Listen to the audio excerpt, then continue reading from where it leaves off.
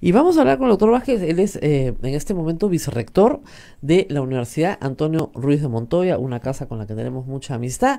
Y es también, por supuesto, abogado desde hace muchísimos años, trabajando con los jesuitas. Y hablemos de inmunidad parlamentaria porque han dejado para hoy en la comisión de la señora Bartra, en la comisión de Constitución, este asunto que archivaron de plano y que fue el que motivó finalmente la cuestión de confianza y la presencia del presidente en el Congreso. Y que es uno de los que más irrita a la población, pero que al mismo tiempo más defienden los congresistas. Las estadísticas para el Congreso, no solo para esta legislatura, sino anteriores, son muy malas. Las estadísticas son de la peor calidad. 90% de las solicitudes de la Corte Suprema desde el año 96 han sido descartadas de plano. Empecemos por explicarle a las personas, porque muchos juristas así lo afirman, por qué es importante la inmunidad y por qué se mantiene en muchas constituciones. Sí, bueno, en primer lugar, encantado de estar con usted, Rosa María, y muchas gracias por el recuerdo del año 92. Efectivamente, permítame solo decir que es un enorme mérito de la radio. Y es también un testimonio del compromiso de nuestra radio, Santa Rosa, con el país, con su democracia, con su institucionalidad.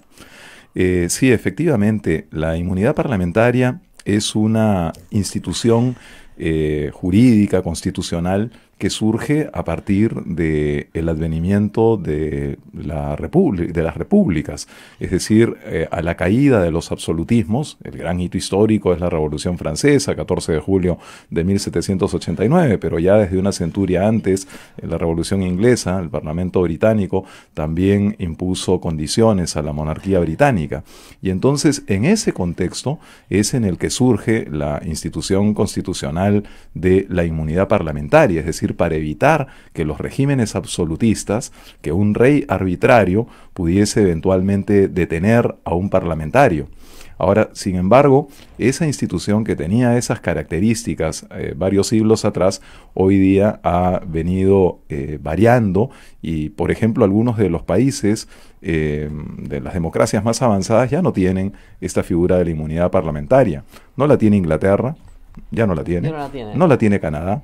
No la tiene tampoco Australia, es decir, en el mundo anglosajón ya se prescinde de una institución de esta naturaleza porque resulta innecesaria. Ahora bien, pero también en nuestro propio entorno cultural, y jurídico y geográfico ha venido variando la naturaleza de esta figura.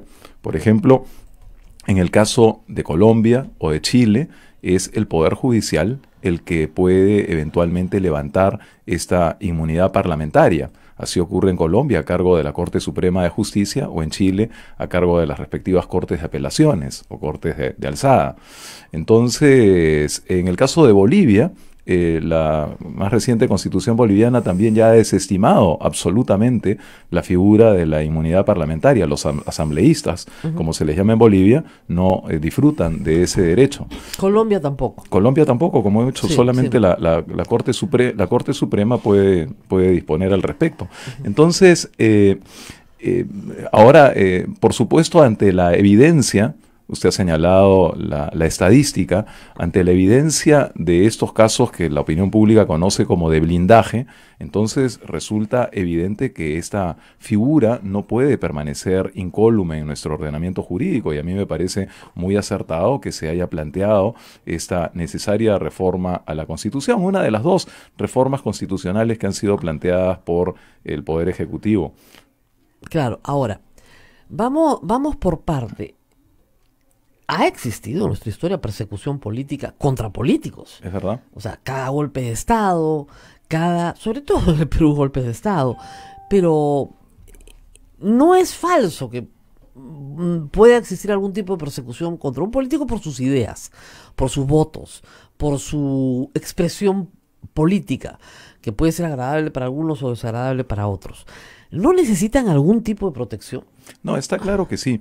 Yo creo que llegar a la absoluta extinción, digamos, de la figura de la inmunidad no sería lo más adecuado, pero no es Por tampoco, ahora, ¿no? pero no es tampoco lo que se está planteando, ¿no? Así es. El planteamiento del Ejecutivo se parece a lo que ocurre en el caso de Colombia y en el caso de Chile.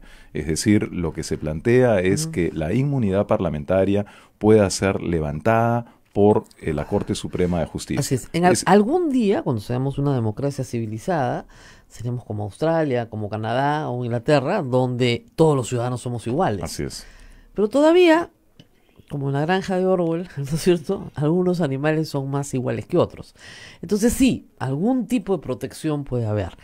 Pero la discusión es quién levanta la inmunidad. Esa es toda la discusión en este momento. ¿Y cuál inmunidad? ¿La de arresto o la de proceso? Sí. ¿No? Porque la de arresto, bueno, la de arresto es más clara. Hay una orden de detención. Dos cosas. O hay flagrancia, con lo cual no hay orden de detención, o hay una orden de detención. Y en el caso del proceso, sin embargo, es más complejo, porque los hechos pueden ser anteriores, ¿no es cierto?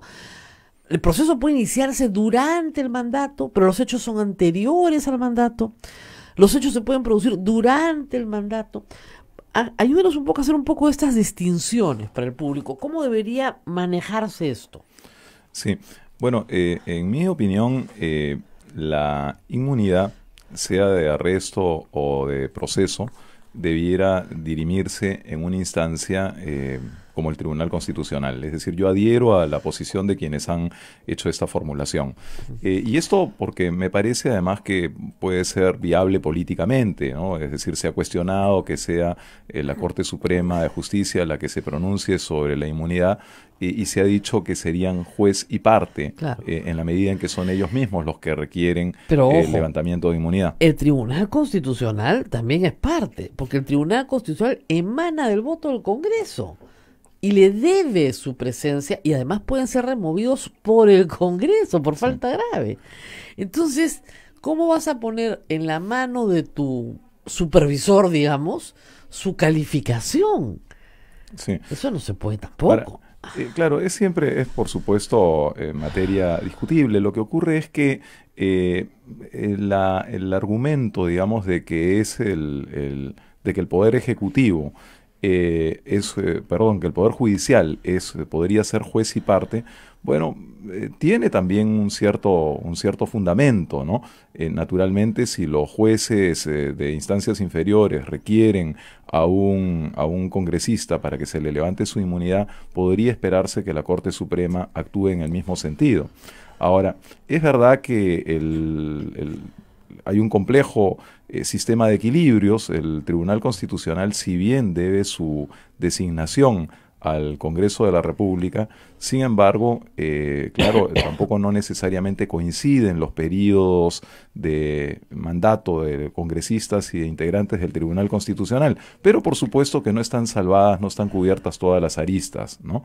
Pero tenemos que encontrar algún mecanismo que evite que sea el propio Congreso el que se pronuncie sobre la inmunidad, porque de lo contrario va a seguir ocurriendo lo que hasta ahora, es decir, el blindaje en casos absolutamente groseros.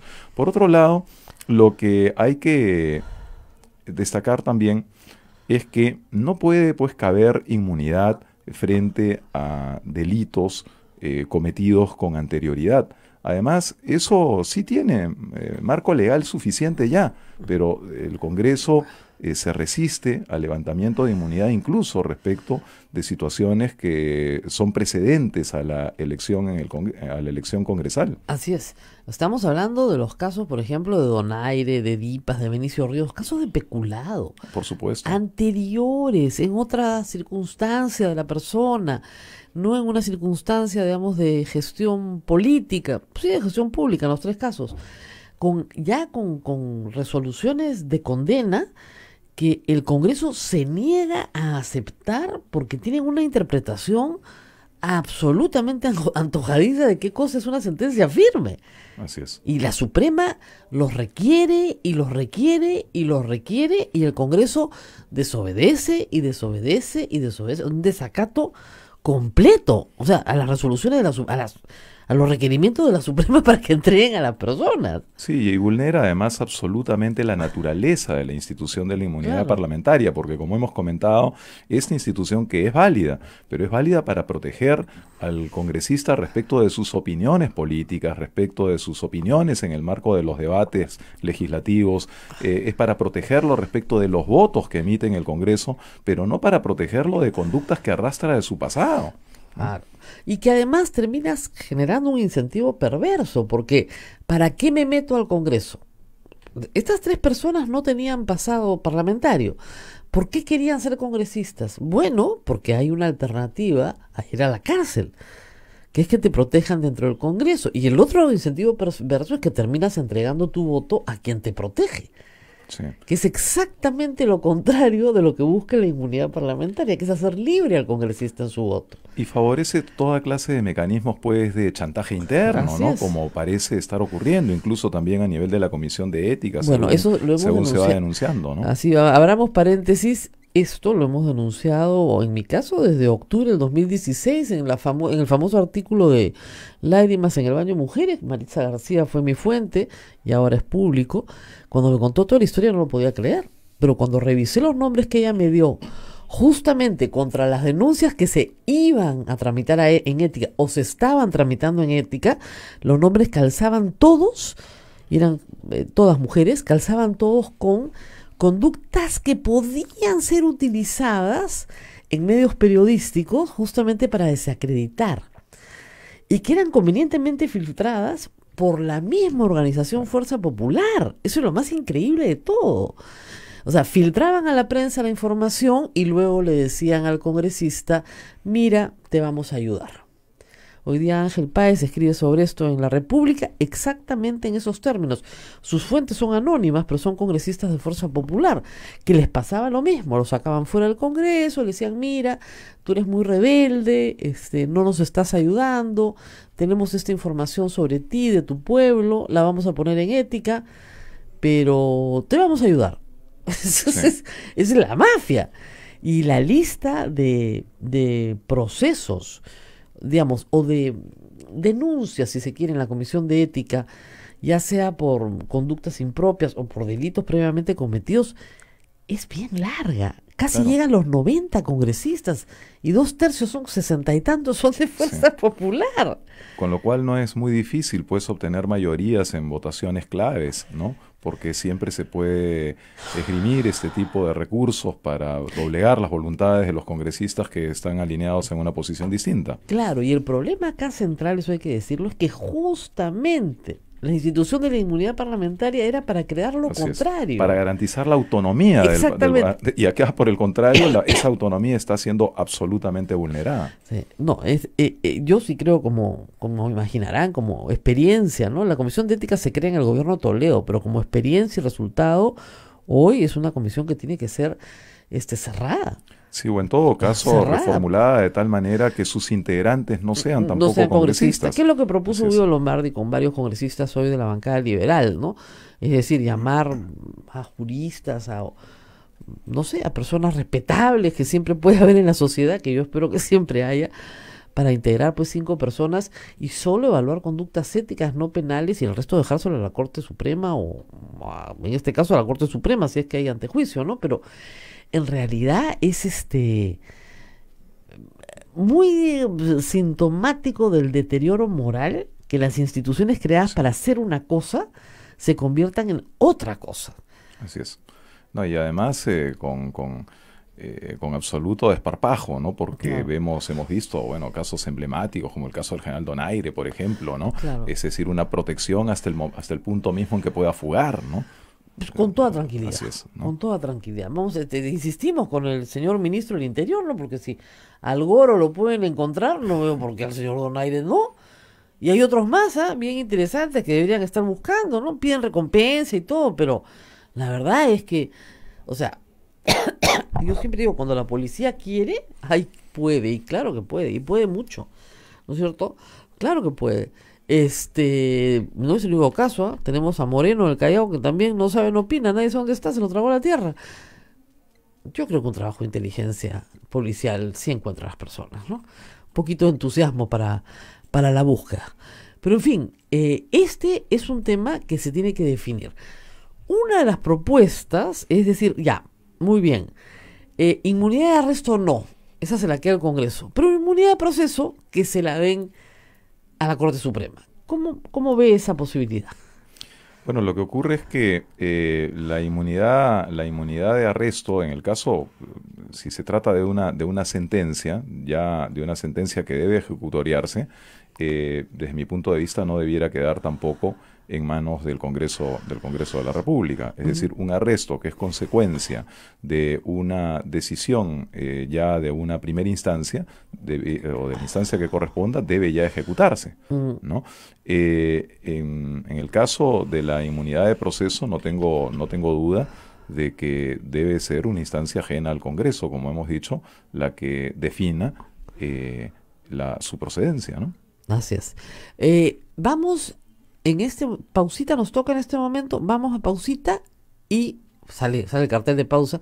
Vamos a pausita porque vamos a cambiar un poco de tema. Hay otras reformas también, voy a aprovechar la presencia del doctor para hablar de dos reformas más, de la democracia interna y también de todo el problema de paridad y alternancia. Ayer hablamos un poquito de eso, pero lo que estamos observando ya como fenómeno es que la Comisión cambia aspectos sustanciales de las propuestas del Ejecutivo para lograr una especie de contenido intermedio, gradual, ¿no? Apelan al gradualismo como política de Estado, pero la verdad que no se tiene mucho sustento de por qué es necesario el gradualismo. Así que hablaremos de eso cambiando de tema después de la pausa, pero creo que a todos les queda claro que el tema de inmunidad parlamentaria es un tema importante y que va a estar difícil en el Congreso, va a estar bien difícil. Vamos a la pausa y volvemos. Bueno, acá estamos conversando, ya estábamos debatiendo los otros temas, que no son los otros, porque todos son parte de un mismo paquete. En esta conducta un poco extraña de la presidenta de la Comisión, que presenta dictámenes express, además, con los cuales siempre mediatiza la propuesta de reforma, ¿no? O sea, tú me pides 50%, ya te doy 35%, ¿no? Entonces, para quedar en 40%, ¿por qué no van al 50%? Pues no es lo que te ha pedido. Igual, ¿no? La inmunidad parlamentaria, ya, de repente no la de arresto, pero la de proceso. Y así, una tras otra. Y ¿qué más que crear un sistema para inscripción de partidos políticos para unos partidos y para otros partidos? Entonces, esto es muy confuso, pero parece ser parte de la estrategia del fujimorismo, porque han encontrado que a Salvador del Solar se le puede convencer aparentemente en ese camino. Vamos a ver si el presidente el 28 de julio nos dice, no me han convencido y no se respetó la esencia. Muy bien. Entonces, pasemos entonces al tema de democracia interna. El presidente de la República presenta el proyecto de ley a través de su primer ministro, por el cual se altera sustancialmente la ley de partidos políticos, y se aprueba así que ya no se necesitan las firmas, lo cual es un avance importante. Necesitas más o menos al padrón de hoy 20.000 militantes activos y puedes participar. Se hace una elección universal, ¿no es cierto? Porque todos vamos a participar, que se llama primaria, aunque en realidad no lo es técnicamente, donde todos vamos a participar. ¿Para qué? Para primero votar en número suficiente para que los partidos pasen o no pasen una valla. Eso sí se ha aprobado. Luego, votar por los partidos de nuestra preferencia. O sea, digamos, al votar por los partidos de nuestra preferencia, también vamos a seleccionar a los candidatos. Es decir, va a haber un voto preferencial anticipado. Pero la propuesta de la señora Bartra aprobada es para los partidos, los 24 partidos que ya tienen inscripción, no solamente ya no hay voto preferencial, nos lo quitan. Tampoco hay participación en la elección de la lista cerrada. Eso es un disparate. No sé qué piensan ustedes. Bueno, la situación es todavía mucho más grave, ¿no? Porque el voto preferencial, si bien ha resultado nefasto para la democracia en el Perú, sin embargo, tendía en su momento quebrar el poder de las cúpulas partidarias. Así es. Pero no se trata de eliminar el voto preferencial para restituir el pleno poder de las cúpulas partidarias, que por lo demás tampoco nunca fue plenamente abolido. se trata más bien de sustituir el voto preferencial por elecciones primarias, por elecciones internas, de tal manera que los militantes y la ciudadanía puedan seleccionar previamente dentro de una votación preliminar a nivel de los partidos a los que resultarían candidatos, ¿no? Ahora, este es un mecanismo que tiene diferentes variantes y que se aplica en diferentes países. Bueno, son muy famosas las elecciones primarias en los Estados Unidos. El modelo que ha sido propuesto tiene más semejanzas con lo que llaman las PASO en la Argentina, en Argentina, ¿no? Y también en Uruguay, aunque en Uruguay hay matices diferentes, ¿no? Pero de lo que se trata, en primer lugar, es de fortalecer los partidos políticos, de tal manera que se pueda alentar en ellos una vida partidaria, unos liderazgos internos que luego se expresen en esas elecciones primarias, y no lo que ha venido ocurriendo ahora, que con absoluta liberalidad quienes conducían los partidos podían manejar amplias cuotas de invitados que eran en verdad los que salían electos, porque hoy día en el Congreso de la República la abrumadora mayoría de los integrantes del Congreso no militan en los partidos políticos, sino que han sido invitados. Póngase a pensar usted por un instante, les mantienen el 20% de invitados, pero no dicen en qué orden de la lista van a ir, y son listas cerradas. Así es. Con lo confeccionadas por el partido. Ganan los primeros puestos. Así es, nada más. Y serán los invitados puestos por la cúpula. Así es. Con lo cual podría repetirse además los mismos porcentajes que hay hoy respecto de invitados, ¿no? Así es, igualito. Así es. Y por otro lado ya sabemos también que los invitados guardan, pues, como es natural, pocas lealtades a los partidos que los convocaron, porque no sienten un compromiso ni tienen tampoco un vínculo ideológico con el partido. Eso ha sido un poco gracioso, porque le decían a los miembros de la comisión de alto nivel, ¿no?, que en realidad eran expertos, muy académicos, pero que nunca habían militado, entonces no tendrían por qué saber lo que era militancia. Y la respuesta fue, bueno, de los 130, 90 no son militantes. Así entonces, ¿qué cosa van a aprobar? Estamos hablando entre iguales, ¿no? O sea, tampoco son militantes de ningún partido político. Pero además sin conocimiento técnico alguno, en además, el caso de los congresistas. De los 73 congresistas de Fuerza Popular, solo 11 son militantes de Fuerza Popular. 11, nada más de los que salieron elegidos. Todos los demás son invitados, no militan en ninguna parte. Así es, que es además Fuerza Popular un partido con relativamente pocos militantes en comparación con el APRA, con Acción Popular, con el Partido Popular Cristiano. Así es. Entonces, esta es una reforma que según la señora Bartra, según ella, el señor Salvador del Solar ha aprobado, pero yo creo que no respeta en nada la esencia. La esencia no era volarse el voto preferencial para sustituirlo por el Lucas de la cúpula. Eso es exactamente lo que nos están dando. Y la única solución que tenemos los votantes es no votar por esos partidos. Así es. Y además se establece un doble estándar que es absolutamente inaceptable, ¿no? Es decir, entre partidos que ya tenían inscripción y que tienen un modelo y partidos nuevos que podrían tener un modelo distinto. Eso no ocurre en ningún lugar del mundo. Eso es inédito, absolutamente inédito. Son dos tribus, la tribu de los que ya tenemos casa propia y ustedes que son inquilinos precarios, por favor, por la puerta de atrás. O sea, es una cosa de locos. Lo que puede pasar es que el cálculo político les salga mal y que puedan ser muy castigados por la población, esos 24 partidos, diciéndoles, oigan, en realidad ustedes están abusando de un privilegio, y que sobrevivan muy pocos en la votación. O sea, de hecho los 24 no van a sobrevivir, eso está clarísimo. Va a haber una depuración. Pero como es muy fácil volverse a presentar de nuevo, no hay mayor problema. Pero sí es cierto que puede haber un castigo muy grande, porque te están imponiendo una lista y tú tienes que ratificar la lista. O sea, con el voto preferencial tú decías, ya, me gusta este partido más o menos y me gusta este señor. Claro. Pero los que están al lado de él no me gustan nada, ya, pero él me gusta. Entonces yo voto por él para que salga él. Ahora, si te dan una lista cerrada, tienes que ver cuál es el primero, porque ese va a salir de todas maneras. Sí. Entonces, por ese primero, de ninguna manera. Sí, ahora, no se trata solamente de este incalificable doble estándar que se establece entre los partidos políticos, sino que además sustancialmente lo que hay es una vulneración de los derechos de los propios militantes de Claro. los partidos políticos, ¿no? Que se van a ver privados o cuando menos disminuidos, porque claro, seguramente se aplicará su estatuto y habrán algunas modalidades de elección interna, pero que no tienen que no tendrán pues las garantías suficientes Así que es. son aquellas a las que ¿Por qué? aspirábamos. Porque pónganse a pensar, en una circunscripción donde hay 5 parlamentarios, ¿no es cierto? El que va a uno, ese es el que va a entrar. No hay otra forma, No porque hay no hay otra voto forma. preferencial. Entran exactamente en el orden Ex- en el que han sido propuestos por la cúpula partidaria. Así es, el que va a uno, ese es, no hay más. El resto están ahí de relleno. Como ocurre actualmente con las listas de regidores, ¿no? Así En las es. elecciones municipales. Entra, el que gana se lleva la mitad más Así es. uno. Ya sabes que si son, pues, no sé, 9 y tú eres el 5, solamente si entra el alcalde. Así Y hay es. gente que incluso acepta así, no, a mí me pones en el puesto 5 porque solo si entras tú, nada más. Sí, Si no entras tú, no me interesa. Hay gente que no, que sí quiere estar de todas claro. maneras, aunque sea en la oposición.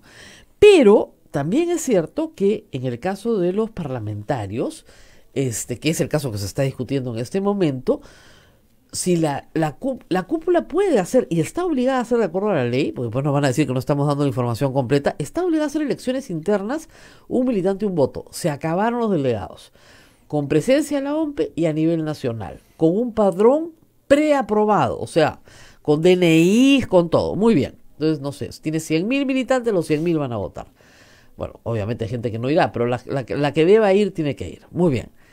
Y arroja un resultado. Entonces yo como militante estoy primero en la votación de mi localidad. Entonces yo voy primero en la lista, o eso creo yo.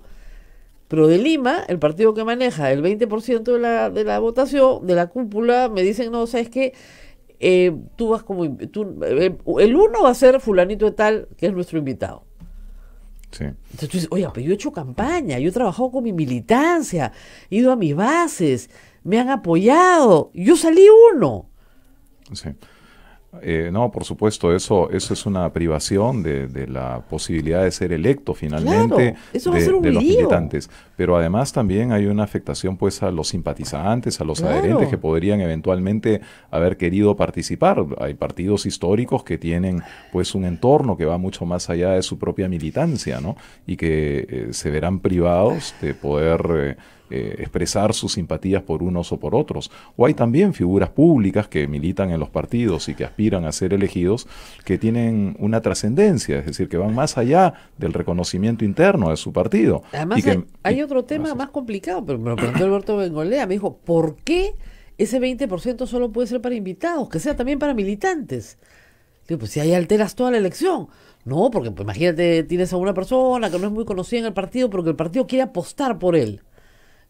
Ya, lo pones primero. Entonces, claro, de nuevo tienes el tema de la Así es, cúpula. así es. Ahora, es 20% de 130, pero de todas maneras, eso va a afectar el resultado de esta, aunque sea mínima, democracia interna. No, además esos 20 podrían ser los cabezas de lista en cada En una de cada las una, jurisdicciones. exactamente. Basta, Claro. claro, tú agarras cada jurisdicción, los cabezas de lista son los 20 que pone el Con partido. lo cual, si logra 20 parlamentarios, serían probablemente ellos. Exactamente.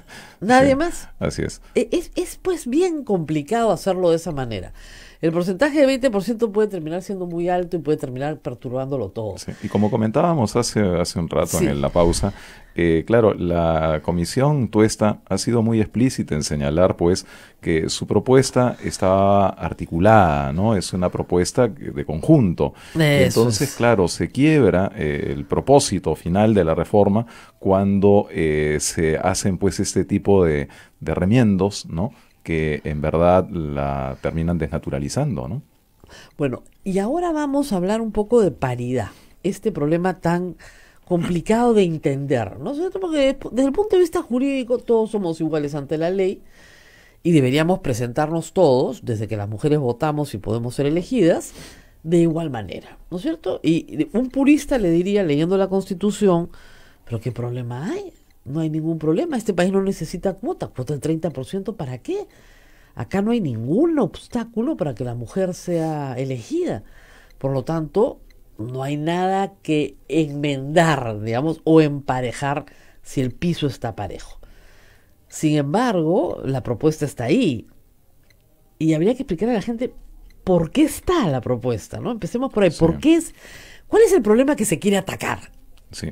Bueno, está claro que hay una subrepresentación de la mujer en el Congreso de la República. Hay a veces la creencia popular de que hay muchas más mujeres que hombres, ¿no? No, Yo he escuchado a algunas personas decir, hay 7 mujeres por cada hombre, ¿no? Eso, por supuesto, es una falsedad absoluta, es absolutamente absurdo, ¿no? La naturaleza es muy sabia, hay una equidad casi absoluta entre varones y mujeres. Hay un poquitito más de mujeres, unas décimas más de mujeres, pero eso es porque la esperanza de vida de la mujer es un poco mayor que la del hombre. Pero si hay igualdad, si hay un número casi idéntico de mujeres y de hombres, sin embargo, esto no se refleja en el Congreso de la República. Pero no solamente hay igualdad en el número de mujeres y de hombres a nivel de la población, sino que, como comentábamos también en la pausa, entre el 40 y el 50% de los militantes de los partidos políticos son mujeres. Es decir, prácticamente la mitad. Es casi un empate estadístico entre mujeres y hombres en la militancia en los partidos políticos. Que ha sido una sorpresa, ¿no? Porque Marco Arana, desde la izquierda, igual que el fujimorismo, decía, no hay mujeres. Las mujeres no quieren participar. Claro, Frente Amplio son los partidos que menos participación femenina tiene, ¿eh? Solo 40%. Notable. Pero bueno, entonces, las mujeres están en la base de los partidos, son activistas, militan, mitad a mitad. Pero a la hora de confeccionar la lista, las mujeres están apenas cumpliendo, en la generalidad de los casos, cumpliendo apenas la cuota de ley. Así es. Y tal vez si no hubiera cuota de ley serían menos. Así es. ¿Qué es lo que está pasando? Es la pregunta que tenemos que hacernos. Claro, e incluso cumpliendo... ¿Qué pasa en ese salto entre la militancia y la aparición en la lista? Así es. E incluso cumpliendo la cuota de ley, la representación incluso es menor a la establecida en la cuota de ley. Claro. Es decir, porque el propio elector también vota por las figuras públicas más conocidas. Así es. ¿No? Entonces, digamos, pero siempre se ha acercado, ¿eh? O sea, desde que se instauró, primero ayer recordábamos fue 25% y luego aumentó a 30%, pero desde que se instauró, el resultado final se acerca. O sea, hoy en día el Congreso es 27% femenino, la cuota es 30%. Está hay alrededor. Una participación creciente de la mujer en la vida pública. Pero siempre acercándose a la cuota, siempre. Antes, por supuesto, antes la cuota no estaba. Claro. Y en las elecciones municipales, donde no hay cuota para elegir alcaldes, no están. Claro, no hay participación es mucho menor. Claro, casi no hay alcaldesas provinciales. Ni gobernadoras regionales. Ni una gobernadora regional, porque es de a uno. ¿Qué es lo que pasa ahí? Lo que te dicen las mujeres. Nosotros queremos participar, pero no nos dan espacio, porque los varones controlan las cúpulas de los partidos. Entonces no hay forma. Claro, y en esa misma medida tampoco no se promueven de modo suficiente liderazgos femeninos en los niveles local y regional. Claro. Es verdad que hay mujeres que tienen una participación ya muy activa en la vida pública nacional, ¿no? Pero sobre todo en los niveles local y regional eso no ha ocurrido. Y no ocurre tampoco de modo suficiente en las elecciones parlamentarias en las mismas jurisdicciones electorales. Claro, y ahí sí hay un tema, digamos, de discriminación. Imagínense ustedes que una persona no pudiera postular por su color de piel. A todos ustedes les parecería una barbaridad. Por su lugar de nacimiento, ¿no es cierto? Por su situación económica. Que esas personas estuvieran impedidas de una barrera infranqueable, ¿no es cierto? Bueno, esa barrera infranqueable es la que tienen las mujeres. Sí, claro, y cuando eso ocurre y eso se puede constatar estadísticamente, históricamente, en fin, las políticas deben pues restablecer los equilibrios, ¿no? Claro. Y deben promocionar en este caso la participación de la mujer. Claro, porque ahí está claro la evidencia empírica, ¿no? Que si tú tienes una militancia igual, ¿no es cierto?, lo que te dice la lógica es que el resultado, la propuesta del partido del país debería reflejar lo que está en la militancia. Así es. Sin embargo, se ha producido un desplazamiento de la mujer respecto de las posiciones de liderazgo. ¿Por qué la mujer es solo un tercio en la representación de ese partido? Y no mitad, ¿Por qué el porcentaje de su participación en el partido no está representado en la participación de la lista? Algo está pasando. Entonces ahí vienen varios problemas. Claro. Uno de ellos es que las mujeres dicen que en la elección interna son desplazadas, sobre todo cuando se elige por delegados. Porque ahí los delegados, varones, la mayoría, no votan por las militantes mujeres. Luego viene el tema de tachas. Sobre todo en las municipales hay buena estadística. Cuando se tacha a las mujeres, no se las reemplaza por otra mujer. Simplemente se deja el espacio vacío. Sí. Con lo cual, no hay posibilidad de cumplir ni siquiera con la cuota.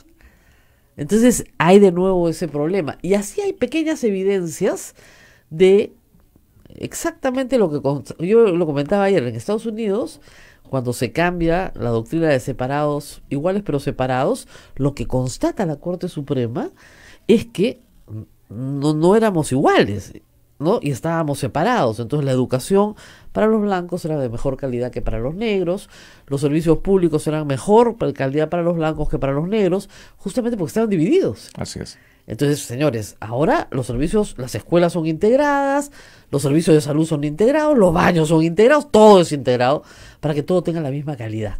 Y se logró. 50 años después se logró. Acá es lo mismo, señor.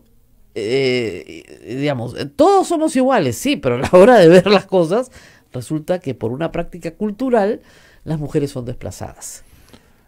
Claro, es un resultado nefasto y además, por supuesto, la experiencia pues de la mujer es hoy día altamente valorada y necesitamos, por supuesto, más mujeres en las más altas responsabilidades y fundamentalmente en el Congreso, ¿no? No cabe ninguna duda al respecto. Ahora, esperemos pues que el Ejecutivo sea un poco más firme en la demanda de que se mantengan, digamos, los presupuestos originales de las propuestas que ha llevado al Congreso de la República. Y hay que decir algo más, o sea, si hubiera vocación de reforma, ¿no es cierto?, la Comisión presentó 12 proyectos de ley. Hay varias cosas que el Ejecutivo no consideró prioritarias, pero que complementan estas reformas y que son bien importantes. Por ejemplo, el calendario electoral. Sí. En la medida en que se modifique el calendario electoral, vamos a tener presidencias mucho más sólidas, o sea, y congresos más sólidos. Sí, el tema también del balotaje en materia de elección parlamentaria. En fin, efectivamente, las propuestas originales fueron 12, el Ejecutivo ha priorizado 6, y de estas 6 vemos que ya empiezan a desnaturalizarse varias de ellas. De 6 nos van a quedar la mitad de cada una, o sea, 3, pero que no son iguales a las originales. Entonces, ay, Diosito, tú te agarras de la cabeza y dices, ¿y esto cómo va a quedar? Y no es un tema, no es por supuesto un tema menor, ¿no? No. Para algunos algunos pueden suponer que bueno, que ese es un tema de constitucionalistas, es un tema de juristas, un tema ajeno a la realidad. Sin embargo, la verdad es que hoy día, luego de haber logrado en nuestro país, no sé, alcanzar cierto mérito en mantener los equilibrios macroeconómicos, hemos sido relativamente eficientes en ciertos programas sociales. Hoy día las grandes reformas que se demandan, por ejemplo, a partir del Foro Económico Mundial, ¿no?, tienen que ver con la reforma de las instituciones, la reforma de la institucionalidad. Y nosotros tenemos una institucionalidad destruida. Pero claro, si miramos, por ejemplo, los últimos informes de competitividad que hace este foro, conocido por sus encuentros en Davos, en Suiza, cada año, vemos que, claro, en todo lo que tiene que ver con indicadores macroeconómicos, estamos relativamente bien. Y en algunos, ¿no?, muy bien, somos uno de los primeros del mundo. ¿No? Pero sin embargo, en todo lo que tiene que ver con institucionalidad, estamos realmente muy mal. Y entonces, esa carencia de instituciones sólidas, de instituciones democráticas sólidas, nos impide hoy día, es probablemente nuestra mayor traba para dar el salto hacia el desarrollo. Y el desarrollo significa, pues, bienestar para las personas. Claro. Entonces, en la medida en que no afrontemos estas necesarias reformas de la institucionalidad, seguimos rezagándonos y equiparándonos con algunos países del África al sur del Sahara, ¿no? Entonces, yo creo que ahí hay un tema fundamental. Un sector del empresariado nacional prefiere confiar la estabilidad del país a una mayoría parlamentaria, aun cuando sus vacíos éticos sean atroces, ¿no? Alarmantes, en lugar de apostar más bien por una reforma política e institucional que nos permita dar el salto hacia una democracia más avanzada y capaz de garantizar condiciones para el desarrollo. Qué bien lo ha dicho.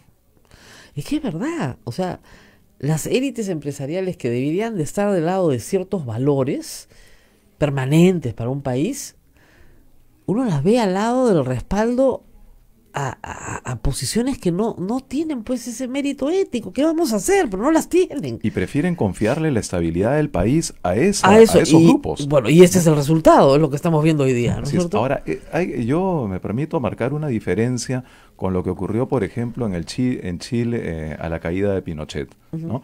Cuando Pinochet pierde el referéndum, por supuesto que habían voces dentro de la cúpula militar y de los sectores que apoyaban a Pinochet para desconocer el resultado. Y fue el comandante de la Fuerza Aérea, el jefe de la Fuerza Aérea, el que salió antes que Pinochet a reconocer la derrota. Pero eso no ocurrió en un vacío conceptual de criterios, sino que ocurrió en el marco en que los propios empresarios ya empezaban a rechazar y a asumir los costos de una dictadura. Recordemos, por ejemplo, las trabas que empezaba a poner los Estados Unidos para la exportación de uvas, se hablaba de las uvas con cianuro, claro, de una serie de mecanismos, ¿no? A través de los cuales la propia economía chilena empezaba a verse afectada. Pero ese empresariado era consciente de que no podían continuar ya por esa vía. Entonces, aquí necesitamos unos liderazgos renovados que piensen más que en el interés inmediato, en un proyecto de país que nos incorpore a todos. Así es. Y bueno, nos tenemos que ir despidiendo porque tenemos misa del Señor de la Justicia. Ahorita ya me está mirando a ver con cara de que nos estamos pasando de la misa. Pero sí, es importante terminar la semana con estas ideas de que sí es posible una renovación, los proyectos están ahí. Ojalá que el Congreso se ilumine y que finalmente podamos obtener. ¿Tenemos preguntas? Sí, pero sobre todo sobre el caso Toledo. Ah, sí. Preguntan al doctor qué piensa si hoy día el doctor Toledo saldrá libre o le darán la fianza, pagará la fianza y saldrá, o los jueces norteamericanos lo tendrán recluido en prisión hasta que venga a Perú. Bueno, daría la impresión, por lo que estamos viendo hasta ahora, que es muy poco probable que se apruebe que se le permita salir bajo fianza al señor Toledo. Y parece poco probable, yo diría, por dos razones fundamentales, ¿no? Una, porque el propio juez Hickson ya lo ha llamado fugitivo a Toledo, ¿no? Y ahora, eso ya parece... Claro, pero se llama así, ¿ah? Sí, pero... es probable, habría que ver la casuística, acá ¿no? Suena feo porque todo el mundo recuerda la serie El Fugitivo, ¿no? Bueno, pero los gringos tienen esos términos que acá suenan raro, pero sí. Hay una constatación, digamos, de que Toledo pues está evadiendo la acción de la justicia. Y por otro lado, la fiscal a cargo del proceso y quien va a representar en esta audiencia los intereses del Estado peruano, la fiscal federal norteamericana, también ha señalado que no hay ninguna causa excepcional que justifique la fianza para Toledo, es decir, no está enfermo, no tiene ningún padecimiento que exija que esté en su domicilio. Entonces, daría la impresión... No, y además la otra cosa que se examina mucho allá es qué recursos tiene esta persona para evadir la acción de la justicia. Entonces lo que van a decir, perdón, este señor tiene recursos ilimitados. Sobrados recursos, claro. Entonces puede... Y además está claramente evadiendo la acción de la justicia del Perú desde hace más de 2 años. Entonces, todos tiene esos son recursos económicos, contundentes. lo que van a decir es tiene contactos como presidente, contactos políticos, su esposa tiene varias nacionalidades, le puede facilitar la huida a otro país. Todo eso se considera, además, como ustedes imaginarán, Toledo puede salir del estado de California y tener que iniciarse otro proceso en otro estado que interponiría también, porque aunque les parezca mentira, si cambia 50 veces de estado hay que volver a iniciar el proceso en cada estado, ¿ya? Entonces, o lo tienen que extraditar de un estado a otro estado para seguir el proceso de extradición al Perú, lo cual lo hace todo mucho más complicado. Entonces, para evitar que salga del ámbito de la jurisdicción donde está hoy afianzada hoy, tal vez una fianza no sea lo único que se pida, si es que se logra pedir, es también un grillete Sí, un electrónico. grillete electrónico para seguimiento, ¿no? Exactamente. Pero yo estoy convencido que la justicia norteamericana, que ya ha adoptado estos pasos iniciales, no va a Miren, no va a dejarlo a Toledo en posición de que pueda escapar, ¿no? de ventaja no. No, nos vamos. Me están señalando ahí que nos vamos a misa. Y yo sé que nos vamos a la misa. Todos a rezarle al Señor de la Justicia. Pero antes, no se olviden que acá vivimos de la divina providencia. De verdad, o sea, acá es lo que su generosidad es la que nos permite sobrevivir. ¿Cómo colaborar con nosotros? Entran a la página web de Radio Santa Rosa, www.radiosantarosa.com.pe. Hay un cuadradito que dice PayPal. Ahí hacen clic, ¿cómo hacen clic? Ya, con efectos especiales, pum, se abre un cuadradito y ustedes tendrán ahí cómo poner su tarjeta de crédito y nos ponen una generosa cantidad que será muy agradecida. Mira, debe estar entrando algo de plata, porque estos chicos no hay día que no se olviden, o sea, todos los días lo ponen en la pizarrita y me hacen sí. Algo debe estar entrando. Muy bien, le agradecemos a todos los que colaboran con la radio, a el ex ministro Aldo Bajes, vicerrector de la Universidad Antonio Ruiz de Montoya, por haber estado con nosotros, y por supuesto con esa voz radial que tiene voz radial, ¿no? Sí, Deberíamos sí. reclutarlo nuevamente para las transmisiones de Radio Santa Rosa. Muchas gracias por la invitación, encantado de estar con usted. Y nos vamos Nos vamos, Rosa María.